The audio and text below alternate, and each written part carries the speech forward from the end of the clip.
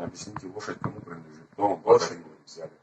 Лошадь моего брата по соседству в Баширах, Рамийска, жил на Ивановиче. Я у него одолжил, он мне дал, говорит, езди сколько хочешь, спустился, выпил, выехал, пошалил общественный порядок, чуть нарушил, зашел в автобус, зашел в парикмахерскую, остановились сотрудники, братья наши, поругали, забрали лошадь, пошел, забрал, доставили в отдел, повезли за нарушение общественного порядка, доставили в отдел.